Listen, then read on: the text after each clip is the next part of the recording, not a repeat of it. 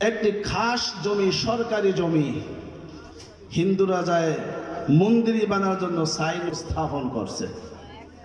মুসলমান বেশি, তারা এটাকে উঠে ফেলে তারা মসজিদ বানানোর জন্য তারা সাইনবোর্ড স্থাপন করছে। তা একবার হিন্দুরা মুসলমানদের সাইনবোর্ড ভাঙ্গে, একবার মুসলমান হিন্দুদের সাইনবোর্ড ভাঙ্গে, এই ভাঙ্গা ভাঙ্গি শুরু হয়েছে। তখন হিন্দু মুসলমান বলে, শোনো, এই ভাঙ্গা ভাঙ্গি আমাদের আর দরকার নাই, চলো আমরা আদালতে যাই। কোথায় যাই? আগের দিনে মানুষ হিন্দু মুসলমান মিলে মিলে খাইতে পারছে, চলতে পারছে, আর এখন আমরা মুসলমান চলতে পারি না। কথা হয় না? ঠিক না? চলতে পারি না। তো মুসলমান হিন্দু বলে, আমরা এই ভাঙ্গা ভাঙ্গি আর কতকাল করবো, চলো আমরা আদালতে যাই। যদি আদালত হিন্দুদের দেয় তাহলে হিন্দুরা তোমরা মন্দিরই করবা, আর যদি আমরা মুসলমান আমাদেরকে দেয় আমরা একটা মসজিদ বানাবো, চলো। দুই পক্ষ চলে গেছে আদালতে। জমিকার খাস জমি, সরকারি জমি, কোনো কাগজপাতি আসেনি, কোন কাগজপাতি নাই। এখন বিচারক বলে, আমি রায় দেবো কেমনে? এক কাজ করো, তোমরা তোমাদের দেশের সমাজের সবচাইতে বয়োবৃদ্ধ মানুষ, এমন একজন মানুষ আমার কাছে আদালতে হাজির করো, তার জবানের ভিত্তিতে, তার স্বীকারোক্তিতে আমি বলবো এই জায়গাটা হিন্দুরা পাবে না মুসলমানরা পাবে। ওই সময় সব চাইতে বয়স্ক ছিল হযরতে জাকারিয়া রহমাতুল্লাহি আলাইহির বাবা হযরতে ইয়াহইয়া কান্দলবী রহমাতুল্লাহি আলাইহি, বলি সুবহানাল্লাহ। তার চেয়ে বয়স্ক মানুষ তখন আর ছিল না, তাকে নিয়ে গেছে আদালতে। বিচারক ডাক দে বলে, বাবজি আপনি বলেন তো, এই যে জায়গাটা নিয়ে সমস্যা, এই জায়গা সর্বপ্রথম কারা সাইনবোর্ড স্থাপন করেছিল?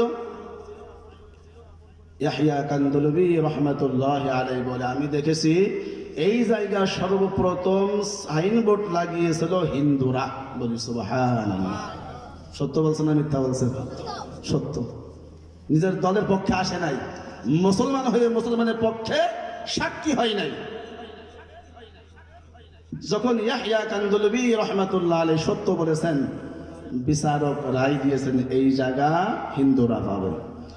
এবার মুসলমানরা বকা দেয়, গালি দেয়। আজকে মুসলমানদের সাক্ষীর কারণে মসজিদ বানাইতে পারলাম না, সবাই বকাঝকা থু মারে, সবাই যা তা বলে আলাপ। ইয়াহইয়া কান্দলবী রহমাতুল্লাহ আলাইহি কথার জবাব দিতে পারে না। আল্লাহর বান্দা চোখ দিয়ে পানি ছেড়ে দিয়ে বাসায় চলে গিয়েছে। মুসলমানরা বলে, আজকে মুসলমানদের সাক্ষীর কারণে আজকে আমরা মসজিদ বানাইতে পারলাম না। গভীর রজনী ইয়াহইয়া কান্দলবী তাহাজ্জুদের নামাজ পড়ার জন্য ঘুম থেকে উঠেছে, ওযু করবে। দেখা যায় ঘরের চারপাশে দিয়ে মানুষের পায়ের আওয়াজ, কথার আওয়াজ। ইয়াহইয়া কান্দলবী চিন্তা করে, মানে মুসলমানদের বিপক্ষে সাক্ষী দিয়েছি, মানে মুসলমানরা আমার উপর আক্রমণ করার জন্য আসছে। আল্লাহর বান্দা দরজা খুলেছে।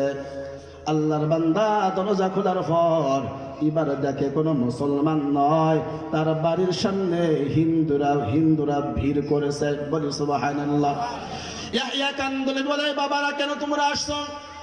আমি না তোমাদের পক্ষেই সাক্ষী দিলাম, বিচারক না তোমাদেরকে রায় দিয়ে তোমাদেরকে মন্দিরই বানানোর জন্য সুযোগ করে দিল রে বাবা, তোমরা কেন গভীর রাত্রে আমার বাড়িতে আসছো?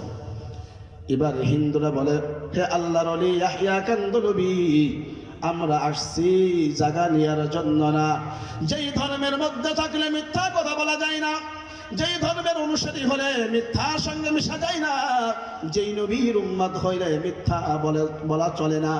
আমরা আসছি হে আল্লাহর ওলি জায়গা ফিরিয়ে নেওয়ার জন্য না, আমরা আসছি জায়গাটা ফিরিয়ে দেওয়ার জন্য, যে আমরা মন্দিরই বানাবো না, আমরা আপনার কথায় আকৃষ্ট হইয়া আমরা এই জায়গাটা মুসলমানদেরকে দিয়ে দিলাম, এরা একটা মসজিদ বানাবে। বলি সুবহানাল্লাহ।